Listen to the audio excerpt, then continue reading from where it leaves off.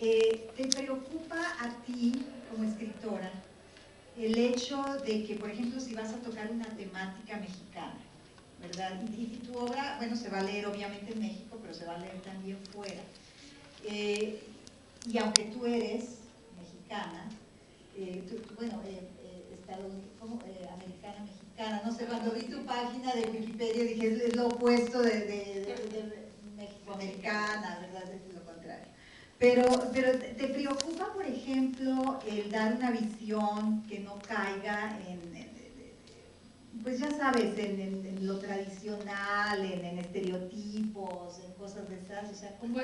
Digo, claro que sí, pero una cosa que yo hago muy conscientemente es que no uso ninguna palabra en español en cursivas, que es lo que se ve mucho en la literatura chicana, porque no soy una escritora chicana. Entonces trato de siempre usar el inglés más puro que me sale, ¿no? Y eso significa que si no encuentro la palabra en inglés, no la uso en español. Entonces nunca va a haber una palabra en cursivas en mis libros. Entonces y estoy siempre cuidando como una gran pureza en el inglés. Mencionaste la literatura chicana. ¿Cuál es cómo la ves? ¿Qué es? O sea, ¿cómo percibes la literatura chicana? ¿La lees, no la lees? Pues para mí, siento muchas cosas hacia la literatura chicana.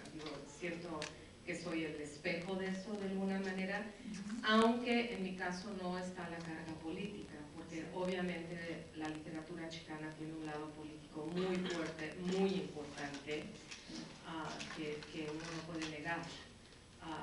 Y sigue teniendo esa importancia por cuestiones de racismo, identidad, etcétera, etcétera. No es mi caso a la inversa. Exacto. No, de hecho, bueno, no sé, cuando yo te leo no pienso para nada en literatura chicana, sí, pero entiendo que alguien de fuera pudiera verlo así.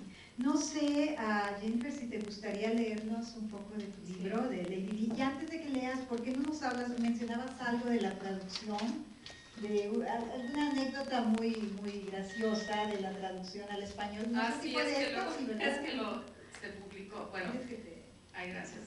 Bueno, nada más estas cosas locas de la traducción, de que se mandó a España y regresó de España con uno de mis personajes en el estado de Guerrero diciendo, coño, casi me muero. Pero bueno, estas cosas graciosas. Y bueno, sí me gustaría decir una cosa antes de leer, porque lo tocó Sergio en su plática, no sé si cuántas personas que estaban aquí estaban escuchando lo que dijo él, y yo estoy en desacuerdo con él.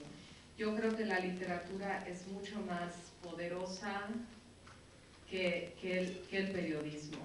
¿Y por qué digo esto? Porque si uno piensa en Germinal, se llama Germinal en español, ¿no? De Zola, ¿no? Sobre los mineros.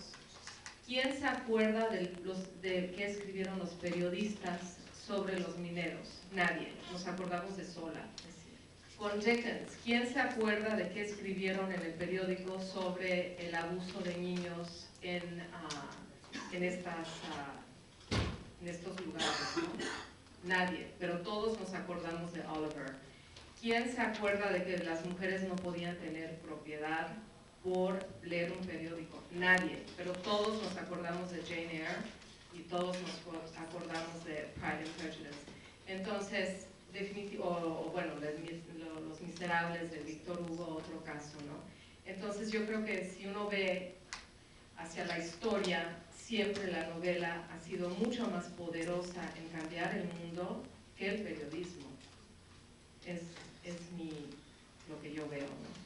Tú ves, y esto puede ser cliché, pero has tocado en cierta forma el tema. ¿Tú ves la literatura entonces como un arma de cambio?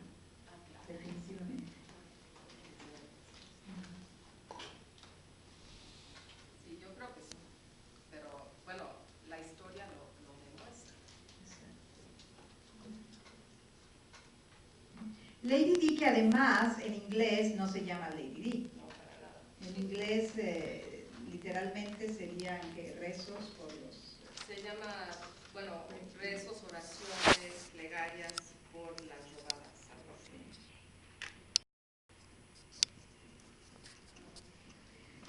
Les voy a leer el momento de amor, para no entrar en algo tan horrible después de lo que está pasando en nuestro país y ya estamos todos necesitando algo más. Que nos quiten un poco esa manera en vez de esas partes que sí existen.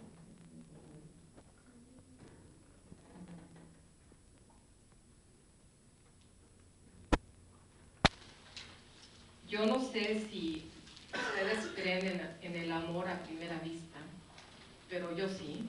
Yo siempre me estoy enamorando a primera vista. Pero ha sido chistoso porque en todos mis libros todo el mundo se está enamorando a primera vista. Y es curioso cuánta gente en el público levanta la mano y me dice, pero es que eso es imposible, no se pudo haber enamorado así tan rápido. Y yo digo, bueno, lo tengo que defender porque a mí me pasa, entonces espero que a ustedes también. Entonces es el momento en que Lady Di ve al jardinero Julio por primera vez. A la mañana siguiente, Julio, el jardinero, entró por la puerta y me enamoré. Caminó directo a mi cuerpo, trepó por mis costillas y dentro de mí. Me dije a mí misma, reza por unas escaleras. Yo quería oler su cuello y poner mi boca en su boca y probarlo y abrazarlo. Quería oler el olor a jardín y a pasto y a palmera, el olor a rosa y a hoja y a flor de limón. Me enamoré del jardinero y se llamaba Julio.